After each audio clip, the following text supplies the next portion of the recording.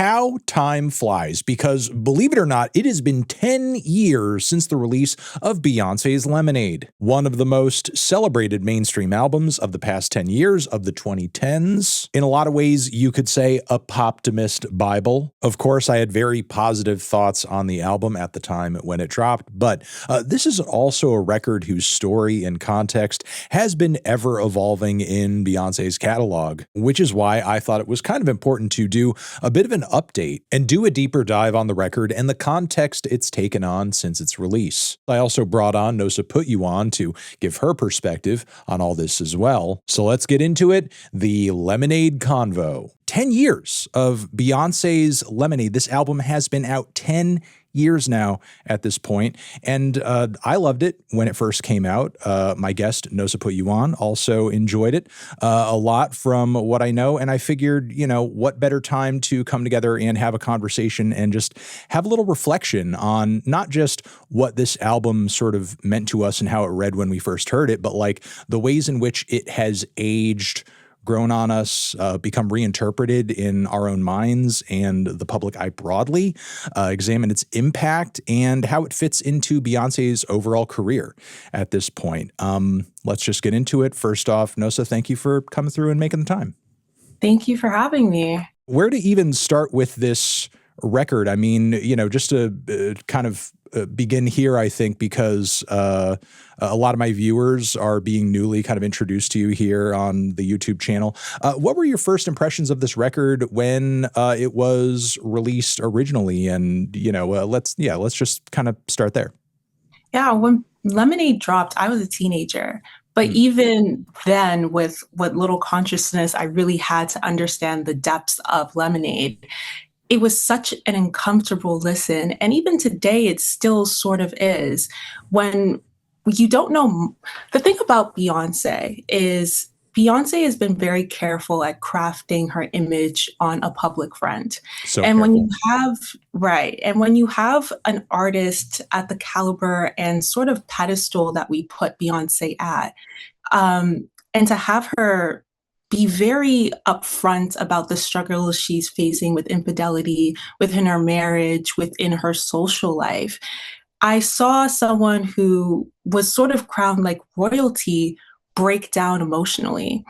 And when you listen to songs like Sound Castles, even Forward, which is such a short track, but still very emotionally depth, it was very uncomfortable to see someone who you put at a pedestal, but you could still somewhat relate to in that aspect. Even if I wasn't really in that sort of realm at that time as a teen, now 10 years later, when I have experienced all those sort of things, it's odd that I can relate to Beyoncé in that front. When I first heard it, and obviously anybody can go back to the review. Obviously, I was blown away by kind of the depth of how personal the writing was and the storytelling overall. But returning to the album, moments like that are like very difficult listens. As good as like the songwriting on Sandcastles is, as beautiful as the vocal chemistry is between James Blake and Beyoncé. If I remember correctly, like I thought it kind of funny how much James kind of takes the reins on that track, but like listening to it and revisiting it more in the context of the album, it does feel like such an essential part to the overall emotional resolution of the record. And maybe, I'm kind of getting ahead of myself a little bit, jumping into it so quickly, but you did bring it up. This is, I'll put this at your feet. This is kind of your fault.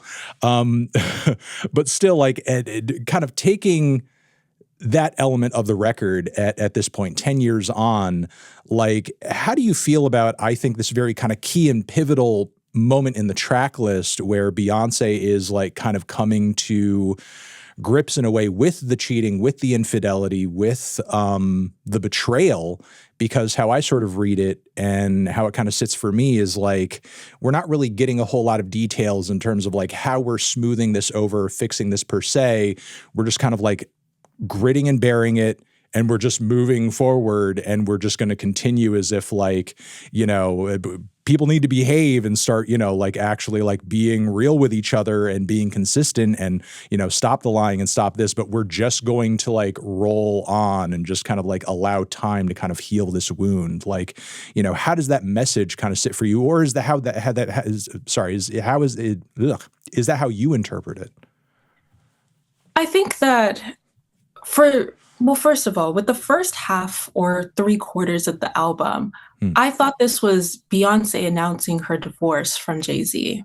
Right. For a good part of it, it does feel like that. Yeah, I think that's where I thought the album was leaning, and I thought what was supposed to be Formation, the end closure, I thought that was her saying, "I'm now single, like, this is my new life." But when you go into Forward, you realize that it's actually more so her finding resolution with what had occurred and trying to find a new way to see her life a little bit differently.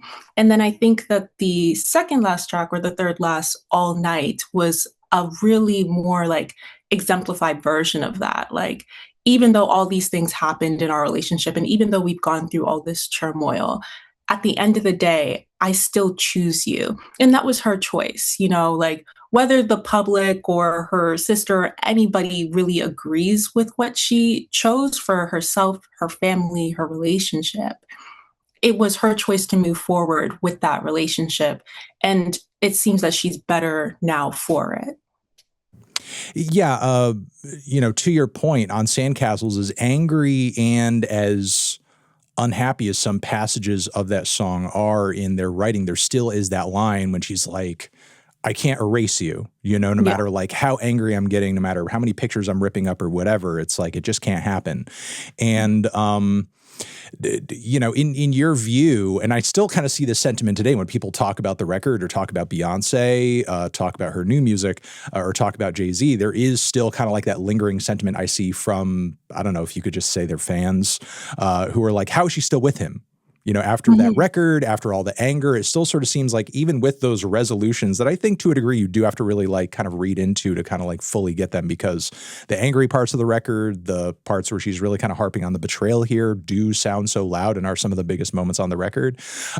Still, like I think a lot of people came away from the record to this day feeling like, this is ridiculous. How are we still at this point where we're in this relationship? Do you think this is like kind of a justified feeling that the record didn't fully sort of like answer that question or resolve these things in the eyes of the listener, or are some people not listening closely enough? Lemonade is a very ambiguous album. The line between autobiography and art is very blurred within Lemonade. Beyonce doesn't do interviews. She doesn't explain herself. This is really the first time in an album where she's went from art to confessional, like real pouring herself out. Though I don't think that art needs to be explained further, it's up to interpretation. I can definitely understand why a listener is like, okay, but why are you still here? What actually happened? Where's the part two? Where's the sequel? I think that I think that the answer is there. Like you said, the part of Sandcastles where she says, I can't erase you. I'm really stuck with this option, not necessarily stuck, but this is what I've chosen for myself, my family, my marriage, and this is what seems the best for me. I think that was resolution enough. Um, but yeah, that's kind of where I kind of stand with Lemonade and with the album specifically. I think the beauty about art also is that it's up for interpretation. So what Beyonce thinks, what I think, what even you think might not all be the exact same, but that's the beauty within it. No, for sure. Do you think at all though, it's not a sequel, obviously, but Mhm. is there anything about sort of like the story of this album, Beyonce's personal life, Jay-Z's personal life, their relationship together, that you feel like is answered or added to or further contextualized in a way that kind of makes you feel any type of way about this album, enhances this album in any way, with the release of 444 and everything that Jay-Z said on that. Obviously, there's lots of tracks on there that don't directly deal in their relationship at all, but there's like plenty of kind of mea culpa moments to be had and spots where Jay-Z is kind of like reckoning with his own flaws and shortcomings. I think it was definitely a nice crossover, even though that album is not fully like, here's why I cheated, this is my infidelity story, Right. similar to Lemonade. I think that Jay-Z took 444 as an opportunity to say, at this age that I'm at now, this is my own truth. Lemonade was Beyonce's truth. Beyond Jay-Z had his truth with 444, especially with Family Feud, the title track, etc. Um, I don't think that Jay-Z necessarily went into depths the way that Beyonce did, however. And I still feel like there was sort of this like wall that Jay-Z put up at times with his album and with his so-called confessionals. It didn't really feel like the heartbreak and genuine like skin crawl feeling I felt when I was listening to Lemonade. I didn't necessarily feel that with 444. Maybe because he was the perpetrator, but that's just how I personally feel. Yeah, he's not really kind of, and again, Beyonce in this dynamic is the more sympathetic figure, but he's not really putting the listener in his shoes in the way Beyonce was on Yeah. on Lemonade. I mean, literally to the point where, and this is another aspect I think I appreciate more of the album in retrospect.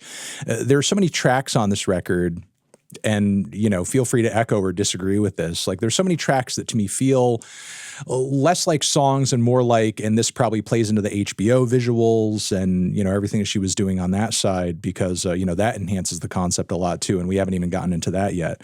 Less like songs and more like motifs and more like scenes, especially like the first few tracks, with the production being as minimal as it is. Like, I feel like I'm hearing, again, sort of like a visual scene where there's characters enacting or sort of like living through a moment. And a lot of these tracks, like individually, feel like they are less kind of laying out a really literal story and more kind of like playing through almost like a 7 stages of grief, kind of like, Yes. Progression, where like each song is her trying to depict a particular feeling, and each song like focuses on that feeling really hard as it kind of like ranges from confusion and insecurity to all out rage, and then sort of like this element of kind of forgiveness or seeing the forest for the trees in terms of like the overall value of the relationship, how it sits with respect to this like one moment where I think in the grander scheme of things, maybe she sees it as kind of like a speed bump or something. Mm-hmm. I 100% agree with you on that. I've always mimicked Lemonade as a much longer and thought out version of Erica Badu's Green Eyes, and that 10-track song, or that 10-minute song that is now turned into like an almost hour long album in Beyonce's version, where she's going through all these different emotions that you feel when you're heartbroken and you are undecided on what you want to do with your life. And that's really what you get in the first 3/4 or half of the album, is where she really battles with confusion, heartbreak, and in other words, like an actual real loss and anger in her life. And then she sort of moves towards a resolution, because at some point you can't really leave it in an empty or angry state. You need to find some sort of way to move forward. And that's sort of what she did with this album. Are there any tracks, or maybe is there a particular track that sort of, when you go back to this record, hits the hardest because you feel like you identify with it the most, or resonates with you sort of in a terms of like an experience that you've had, or something that kind of like just lingers with you? Maybe not like experience, but like, don't hurt yourself. Though I don't love Jack White necessarily on this track, I think that the emotion that she evoked and the like rage that like I could feel through my headphones hits every single time I hear that song. She exemplified rage, anger, disappointment perfectly with that song. Yeah, I Beyonce's performance on that track is incredible in terms of just how pissed she sounds. But also, I do agree. I think like maybe one kind of thing about the record in retrospect that does still feel weird at points is like how much. And obviously, she's like the director and the auteur of the record. You know, it's like people wouldn't be on this album if it was not for Beyonce giving all of it the green light. But sometimes it does feel like her guests like maybe take up a little bit too much space on such a personal record, especially during moments when like lines like "Love God herself." You kind of feel like you want to hear Beyonce rocking that part of the of the Yes. track, or like Yes. you feel like it Every would time hit I a hear it. right, like it would hit a little bit harder if Beyonce was doing that bit. Though I get sort of like the purpose of the line and like what it's trying to get Mhm. across. I would say my own personal answer to that question, and it's really like I think one of the more important kind of full circle moments on the record has to be like Daddy Lessons. Even if I'm not like super crazy about the country fried direction the production takes there, I love what Beyonce is kind of like saying in terms of the shortcomings of, I think, this like older style of parenting, this kind of like do as I say, not as I do kind of thing, Mhm. where you're trying to parent purely out of fear. Mhm. And sort of, you're not going to address your own traumas and your own problems and your own shortcomings. In fact, they're like there for your kids to see. And rather than trying to lead by example, you're going to, again, like beat or scare out of your kids. Like, don't have anything to do with anyone who's anything like me, you know? Yes. And oftentimes you see that that causes your kids to run directly to that To person who's that like person. essentially a clone of you. And I think that's like such a great sort of like point the album makes that often goes overlooked, and sort of like I think a lot of people just kind of read the track as like, oh, this is like a tribute to my dad, when it's like Yeah. it sort of Whereas is, but it's so also much sort of more not. to that. Yeah. I Yeah. think that track it's very pivotal, and I love the placement of where that track is in the album as well, because it really addresses sort of like how generational heartbreak, trauma, etc., can be passed down through lineage, where you have parenting styles that you say, I'm never going to be like my father. I could never be like this. I could never marry someone like my father. And then you end up doing exactly that. No, exactly. It's something that obviously, hits really hard again for me personally, which is why I bring it up. But I also Mhm. kind of wanted to ask you with the flow of the record and 6 Inch, which is also like, I think one of the biggest banger type tracks on the record. I wanted to know if you had personally had like an interpretation. I don't know if this is like something about the track kind of flowing into Daddy Lessons, but there is that part at the end of the song that always like kind of sticks out to me, where she's like, very quietly kind of crying out, come back, come back, come back. Like, what do you feel like that relates to? Is that something that you feel like is kind of bringing on the emotion of the next song, or is that something that's happening within sort of like the context of that song purely? So it's interesting that you bring up 6 Inch because, Mm, and this might be a unpopular opinion, but it's my least favorite song on mm, Lemonade. I'm not the biggest fan of the Weeknd's placement on this song, mm, even though it is very Weeknd coded, probably why I don't love it as much. But I right. think that 6 Inch was really like, it felt like kind of like a dagger to me, in terms of where she was at emotionally with this song, and then moving into Daddy Lessons, like her trying to sort of address the wound that she was facing with the previous songs. 6 Inch is a really sort of like, it's an odd bird on the record, like for a lot of different reasons, especially in retrospect. Like, I would argue it's maybe the track on the record that has like aged the weirdest, because it does feel like it's sort of a product of like a very sort of specific time in pop music, Yeah. whereas like everything else here feels like it could more or less be released today and nobody would be like, oh, that, that this sounds like it's kind of like from 10 years ago. That's the one track on the record that feels like it's from a different time, when,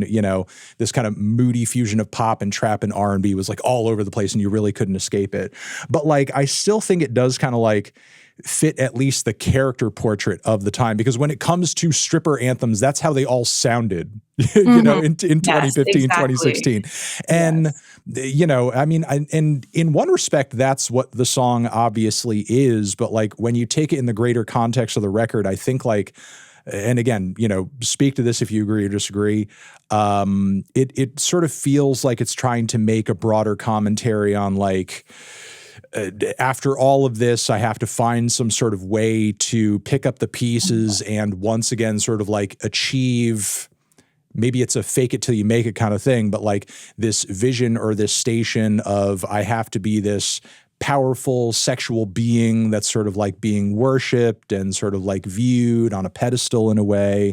And how do I get back to that? And then sort of you have the bridge moment toward the end of the track where it's like, you kind of get on the inside of that and you realize that like, despite what this person does on the stage and the view that everybody holds of them, they're actually suffering inside and like crying Yeah. all the time with like, a bit of a, I would say a side dish of like, hey, you got to grind, from this day to this day and so on and so forth, which, I feel like is done maybe a little bit kind of out of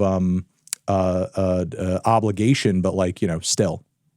Yeah, and that's really what I meant when I said, like, it was her, like, really fighting the dagger to the heart, the wound internally, where, Beyoncé has done so much work at protecting her image. Mm. Even very early on in her career, the way that she has molded herself into being like this sort of like royalty figure in media, it's very fascinating. It's very impressive as well.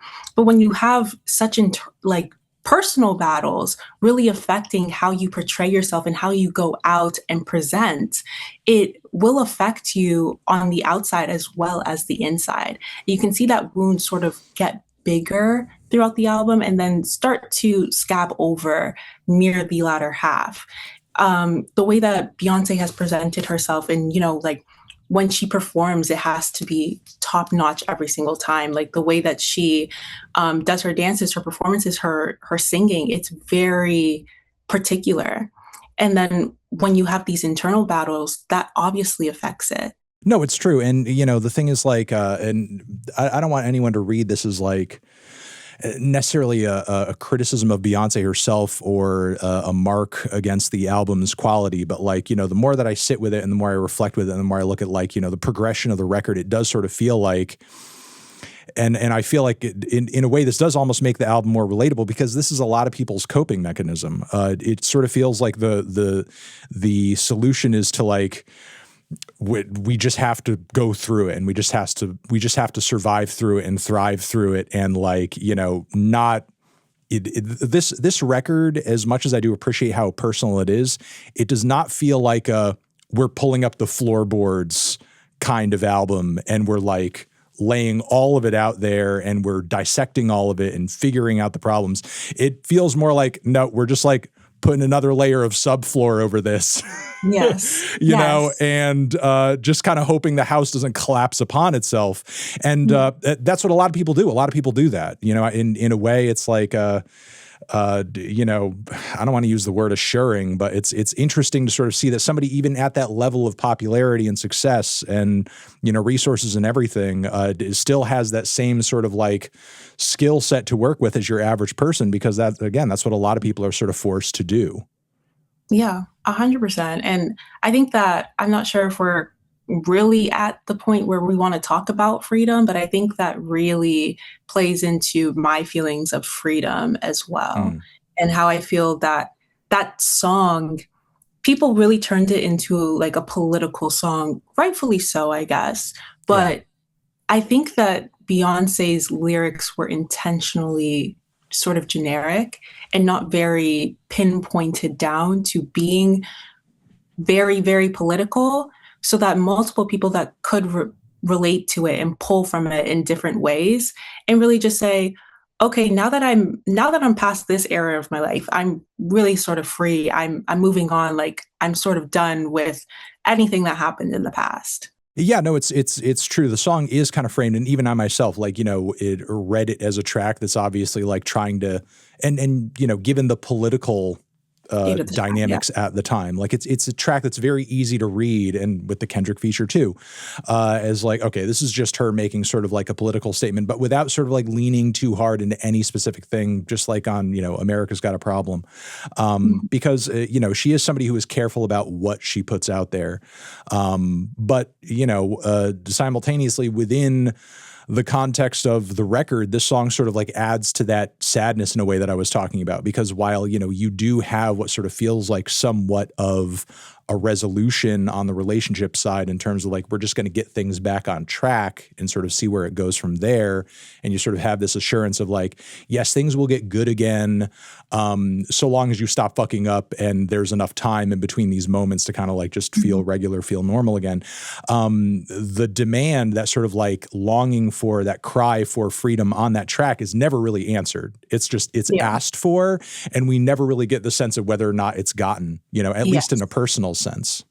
Yes. Oh yeah, 100%. That is exactly how the song plays out, which I find interesting, because then we move on to Formation, which I personally think is like the perfect closure. It reads to me very similar to Compton by Kendrick and Dr. Dre as the closure for Good Kid, Mad City, where I can see the end credits rolling as that song plays out. But it is sort of confusing when I first heard it, as we move from everything that happened with Freedom, All Night, and then we move into Formation, where it's like, okay, did you fix the problem or not? Sort of, if that makes sense to you.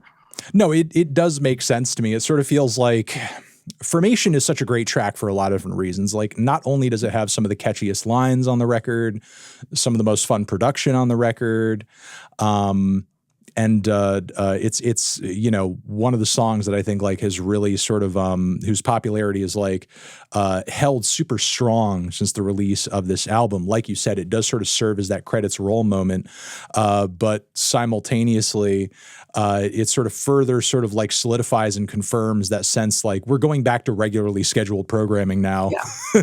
Like, this is the Beyoncé you sort of like came to know and love. This is sort of the Beyoncé that you came to this record for. And it's like one of the few tracks on the album you could actually play and enjoy outside of the context of the album without being reminded of like the whole story and like having to sort of like go through, the reminder of like, man, all this terrible shit came up on this record, and have to sort of, re-traumatize yourself with it. Formation is just like a fun, easy track to kind of enjoy and put on. And I think it's put at the very end for a reason.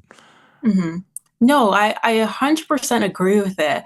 I always get a little bit dismayed a bit with Formation, because as much of it as it is a banger, as great as the song is, I get confused, because it's like, okay, how have you settled things in your relationship, and how does this fit in the context of the album?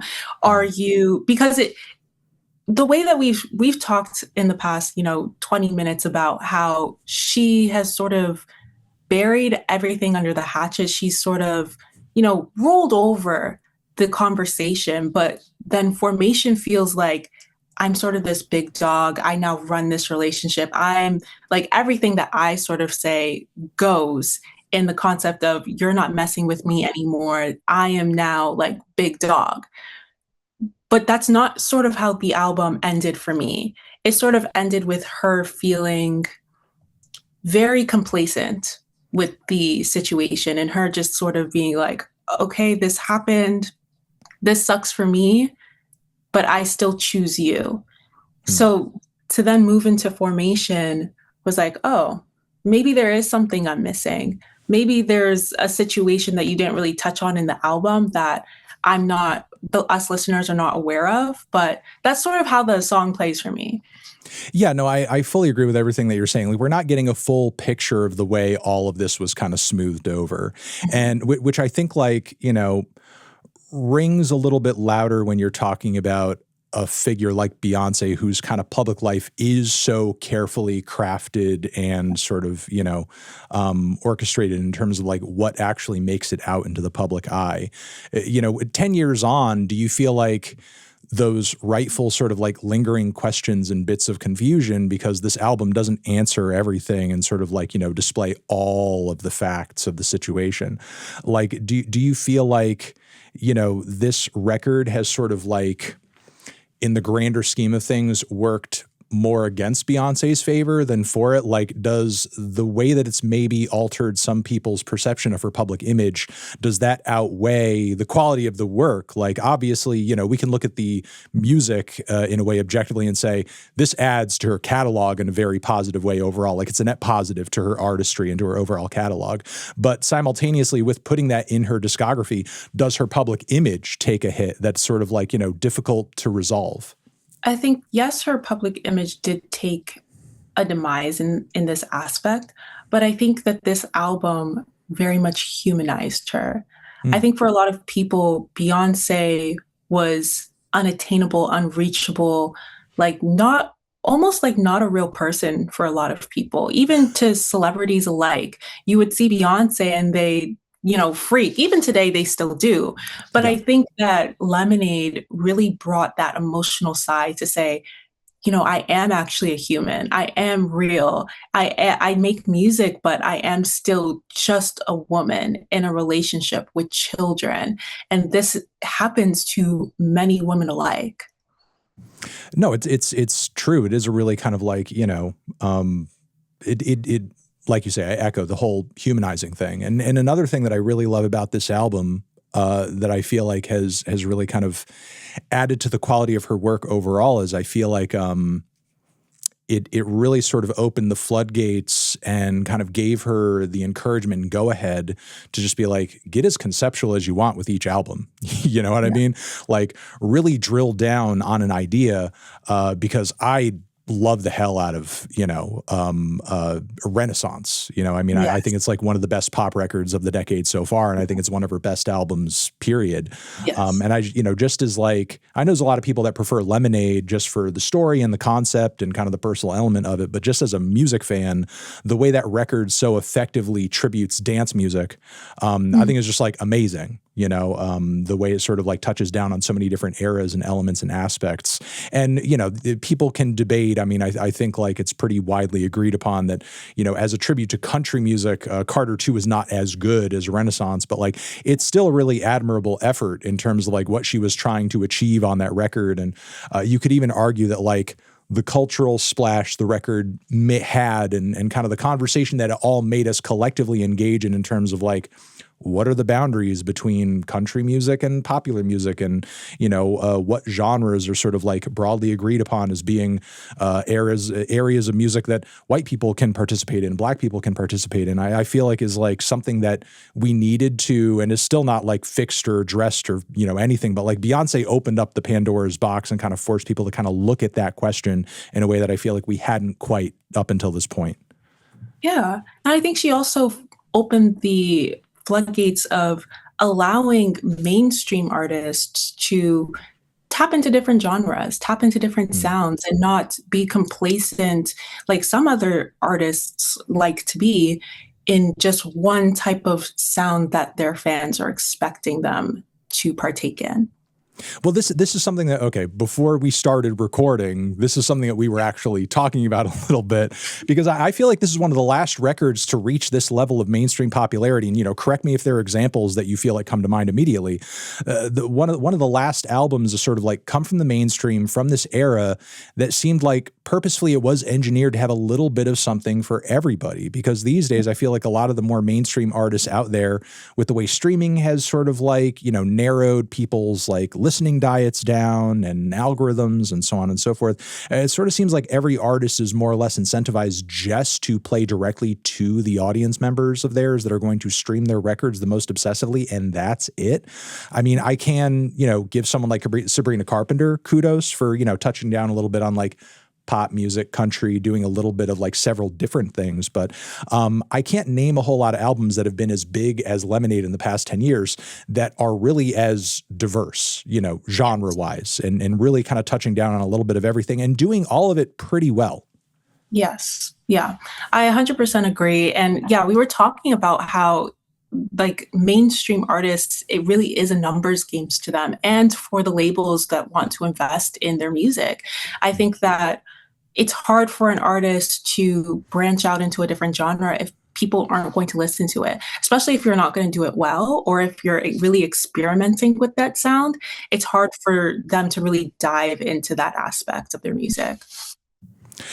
No, it's true, but I mean, even with this not being maybe as much an element in mainstream music that has panned out into a bunch of other albums that we can kind of point to that have dropped recently.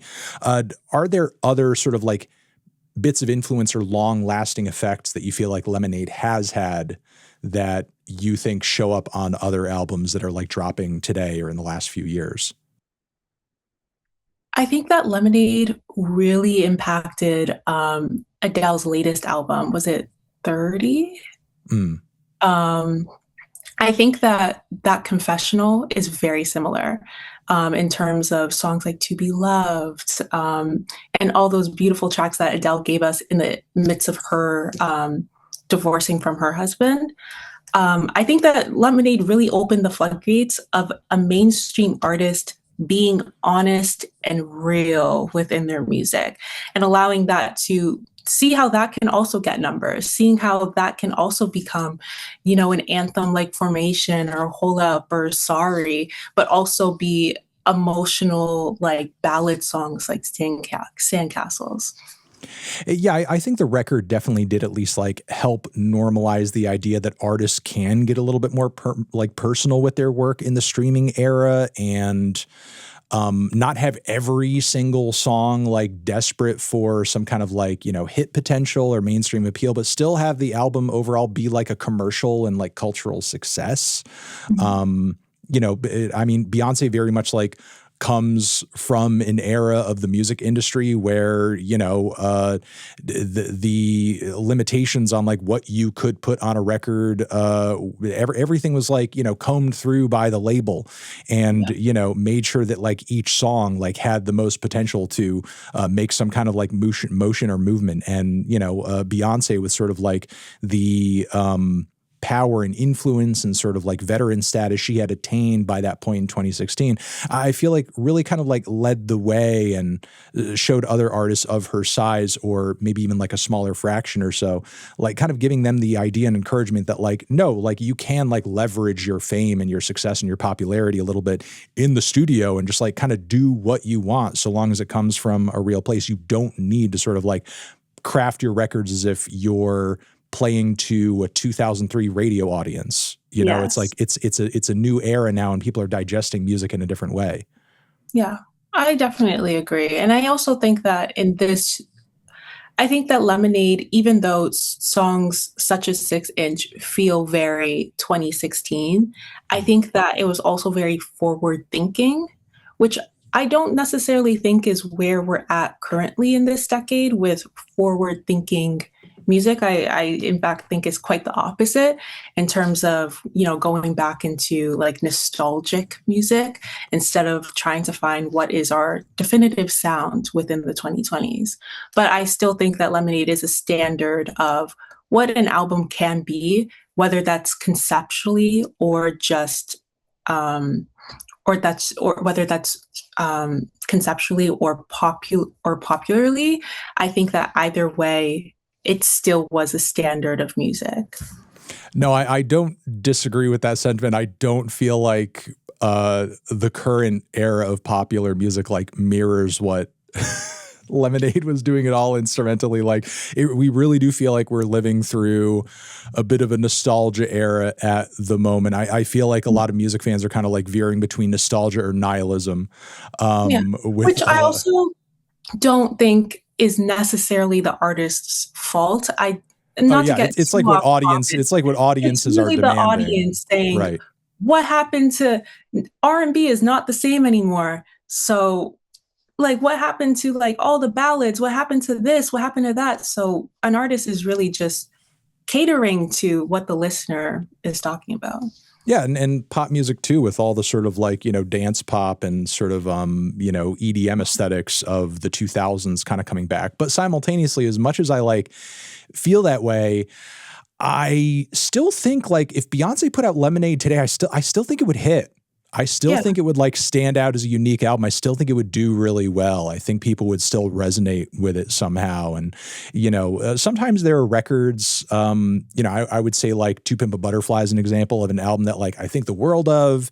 It had a lot of mainstream success. Yeah. There's, a lot of amazing elements of it that I think make it timeless, but simultaneously there's, and again, I can't sort of like delineate what makes an album have this quality or doesn't, but there's just like some records or artists or songs that sort of like set kind of a rubric that a lot of people like immediately copy and Xerox and make like little versions of over and over and over and over. I think Travis Scott is an example of one of those artists. It's like when he kind of formulated that psychedelic, wavy, kind of immersive trap sound that he did on Rodeo and Astro World, like you heard that sound everywhere for years. Yeah. And as big as Lemonade is, I mean, you can't say Beyonce is like in comparison to Travis Scott, like a minuscule, obscure artist or anything like that. But there's just something about Lemonade that like can't be copied. And there's just like something about TPAB that like can't be copied. There's just something about the emotion and the aesthetics of these records. And there are other albums too that we could sort of cite examples of. That you could throw one out there if you want, but it's like there's just something about it that's singular, and it's just not going to be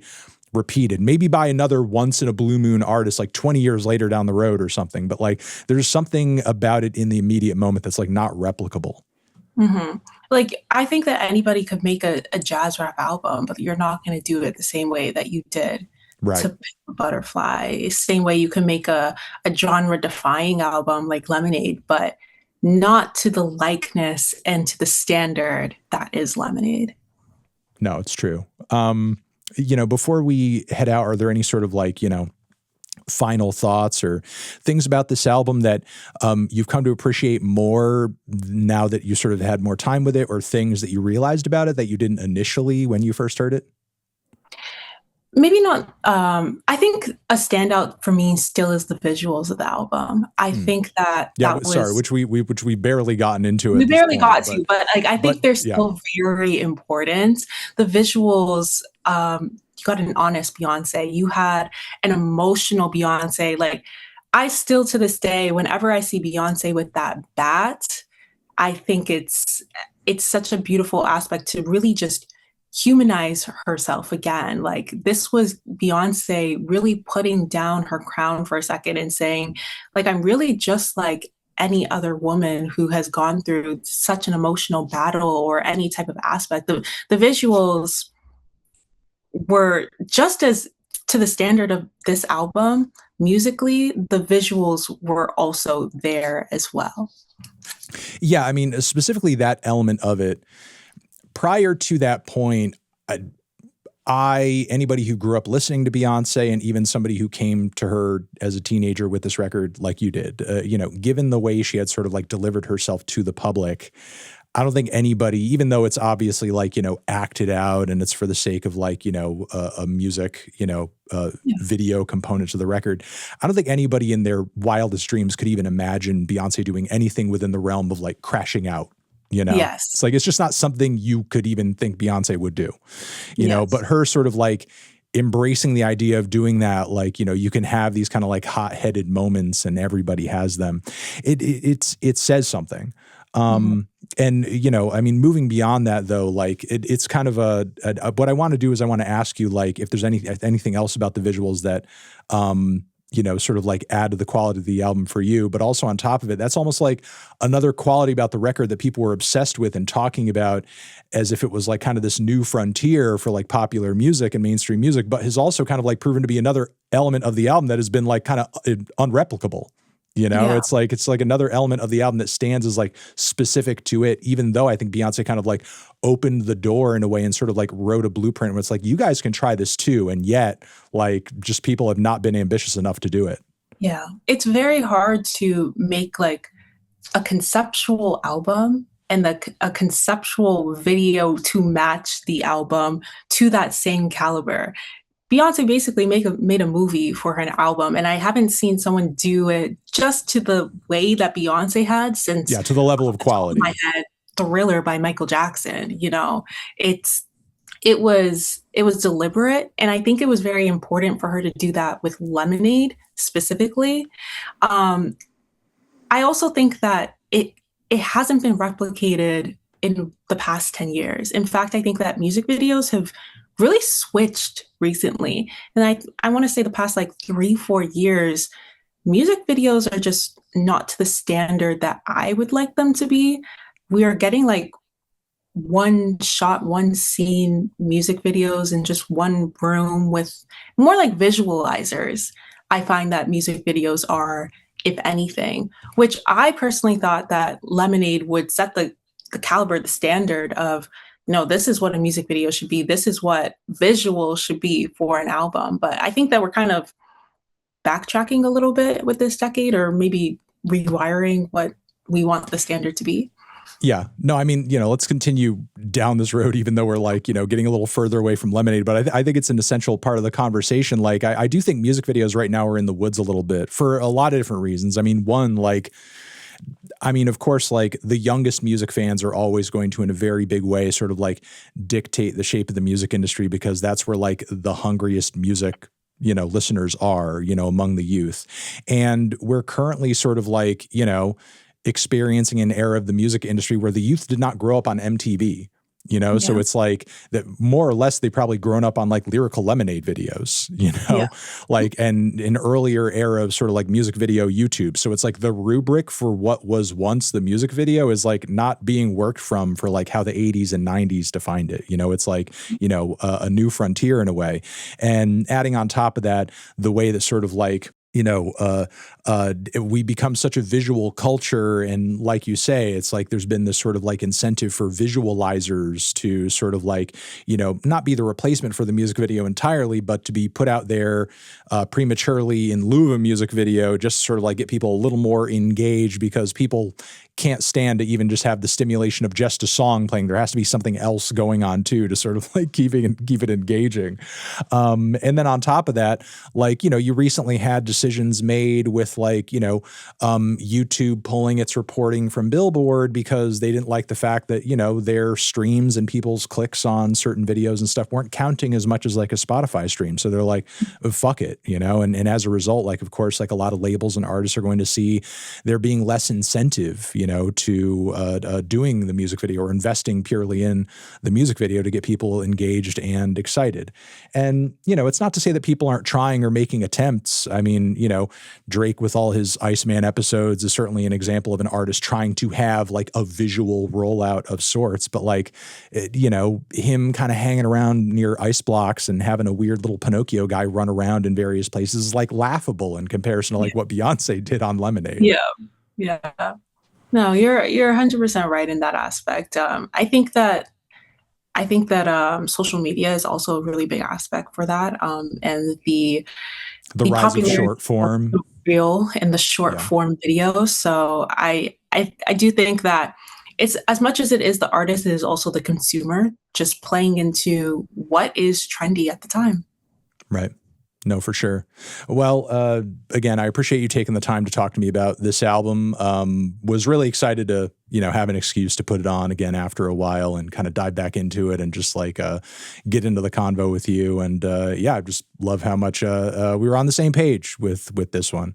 Yeah. So Nosa put you on. Thank you very much again for coming through and talking with me about Lemonade. Thank you so much, Anthony, for having me.